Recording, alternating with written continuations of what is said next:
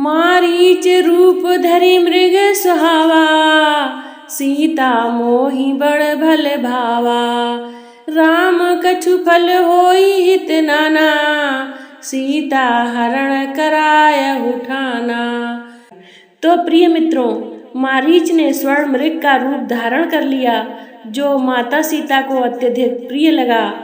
इस छल से रावण ने सीता हरण की योजना बनाई, जो रामायण की कथा को एक नई दिशा में ले गई।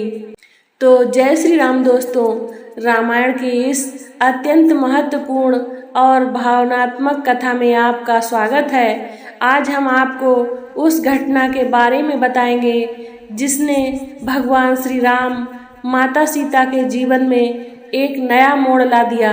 यह कथा है माता सीता के हरण की, जिसे राक्षस रावण ने छल और कपट से अंजाम दिया।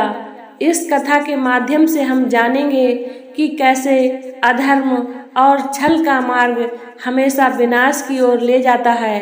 तो आइए मित्रों, इस महत्वपूर्ण कथा का अनुसरण करें और जानें कि कैसे धर्म और न्याय की जीत होती है। तो प्यारे मित्रों, आज की कथा में आप सुन रहे हैं सीता हरण। लक्ष्मण के जाने के पश्चात रावण को अवसर मिल गया। वह ब्राह्मण भिक्षुक का भेष धारण कर रावण सीता के पास आया और बोला, हे सुंदरी, तुम कोई वन देवी हो या लक्ष्मी अथवा कामदेव की प्रिया स्वयं रति हो।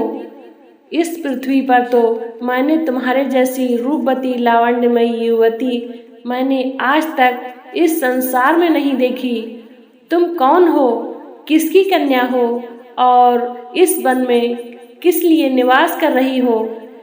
कहाँ यह तुम्हारा तीनों लोकों में सबसे सुंदर रूप, तुम्हारी सुकुमारता, और कहाँ इस दुर्गम वन में निवास? यह स्थान तो इच्छानुसार रूप धारण करने वाले भयंकर राक्षसों का निवास स्थान है। तुम यहाँ से चली जाओ, तुम यहाँ रहने योग्य नहीं हो। सीता ने कहा, हे ब्राह्मण, मेरा नाम सीता है। मैं मिथिला नरेश जनक की पुत्री और अयोध्यापति दशरथ के ज्येष्ठ पुत्र श्री राम की पत्नी हूँ। पिता की आज्ञा से मेरे पति अपने भाई भरत को अयोध्या का राज्य देकर 14 वर्ष के लिए वनवास कर रहे हैं। उन पराक्रमी सत्यपरायण वीर के साथ मेरे तेजस्वी देवर लक्ष्मण भी हैं। आप अतिथि हैं, अतः इस आसन पर बैठकर यह जल और फल ग्रहण कीजिए। मेरे पति अभी आते ही होंगे। अब आप बताइए महात्मन, आप कौन हैं और यहाँ किस उद्देश्य से पधारे हैं? सीता का प्रश्न सुनकर रावण गरज कर बोला, हे सीते, मैं तीनों लोकों 14 भुवनों का विजेता महाप्रतापी लंकापति रावण हूँ, जिसके नाम से देवता, दानव, यक्ष, किन्नर, गंधर्व, मुनि सभी भयभीत रहते हैं। इंद्र, वरुण, कुबेर जैसे देवता जिसकी सेवा करके अपने आप को धन्य समझते हैं। मैं तुम्हारे लावण्यमय सौंदर्य को देखकर अपनी सुंदर रानियों को भी भूल गया हूँ और मैं तुम्हें ले जाकर अपनी भार्या बनाना चाहता हूँ। हे मृगलोचने, तुम मेरे साथ चलकर नाना देशों से आई हुई मेरी अत्यंत सुंदर रानियों पर पटरानी बनकर शासन करो। मेरी नगरी लंका की सुंदरता को देखकर तुम इस वन के कष्टों को भूल जाओगी, इसीलिए मेरे साथ चलने को तैयार हो जाओ। रावण का नीचतापूर्ण प्रस्ताव सुनकर सीता क्रुद्ध स्वर में बोली, हे अधम राक्षस, तुम परम तेजस्वी, अद्भुत पराक्रमी और महान योद्धा रामचंद्र के पराक्रम को नहीं जानते, इसीलिए तुम मेरे सम्मुख ये कुत्सित प्रस्ताव रखने का दुस्साहस कर रहे हो। अरे मूर्ख, क्या तू वनराज सिंह के मुख से उसके दांत उखाड़ना चाहता है? तेरे सिर पर काल नाच रहा है, इसीलिए तू यह घृणित प्रस्ताव लेकर यहाँ आया है। तेरी मृत्यु ही तुझे यहाँ लेकर आई है। सीता के ये अपमानजनक वाक्य सुनकर रावण अत्यंत कुपित हो गया। आंखें लाल करते हुए उसने कहा, सीते, तू मेरे बल और प्रताप को नहीं जानती। मैं आकाश में खड़ा होकर पृथ्वी को गेंद की भांति उठा सकता हूँ, अथाह समुद्र को एक चुल्लू में भर कर पी सकता हूँ। मैं तुझे लेने के लिए आया हूँ और लेकर ही जाऊंगा। यह कहकर रावण ने अपने ब्राह्मण वेश को त्याग कर विकराल रूप धारण कर लिया और दोनों हाथों से सीता को उठाकर अपने कंधे पर बिठा लिया और निकटवर्ती खड़े विमान पर जाकर सवार हुआ।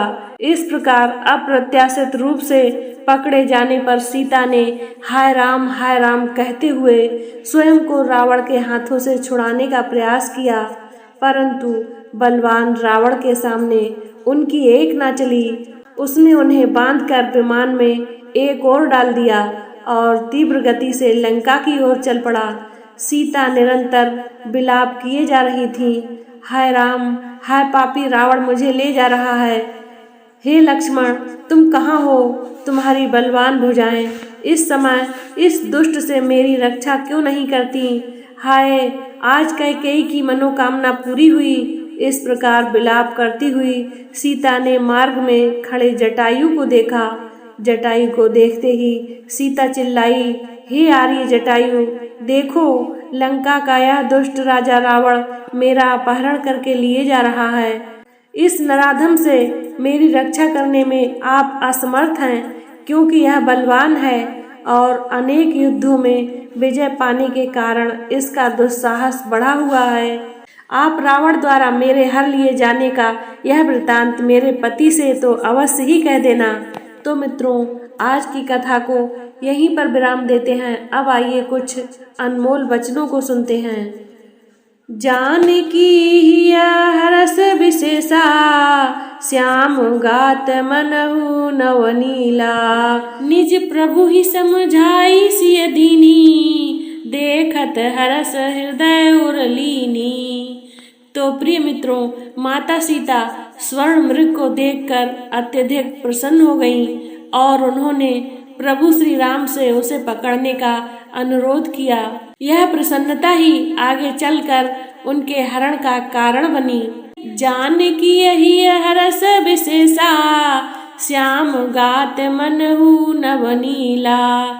निज प्रभु ही समझाई सिय दीनी, देखत हरस हृदय उरलीनी। सोई माया रचि मारीच चरहा, हरि जस जानी राम सन कहा। हनत परहु मरम ना जानी, राम भये तप साधु सन मानी।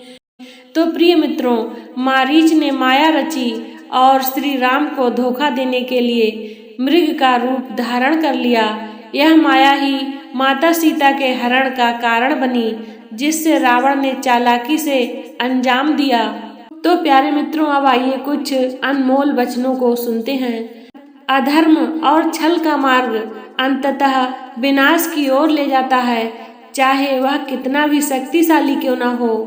यह वचन रावण के अहंकार और अधर्म का प्रतीक है, जिसने उसके पतन की कहानी लिखी।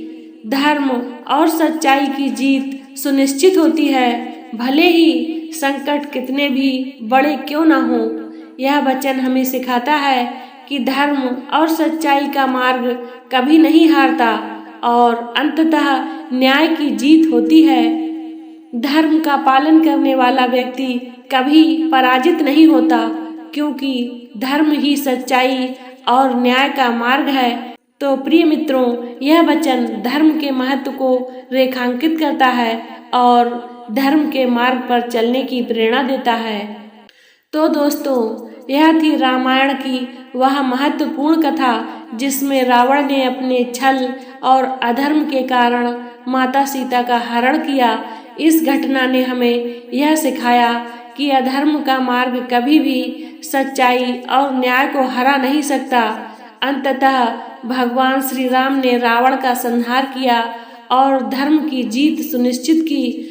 अगर आपको यह वीडियो पसंद आया हो तो इसे लाइक करें, शेयर करें और हमारे चैनल को सब्सक्राइब करें, ताकि आप धर्म और सच्चाई की ऐसी ही और कहानियों से जुड़े रहें। तो मित्रों, वीडियो को पूरा देखने के लिए बहुत बहुत धन्यवाद। मिलते हैं अगले एपिसोड में, तब तक के लिए जय श्री राम।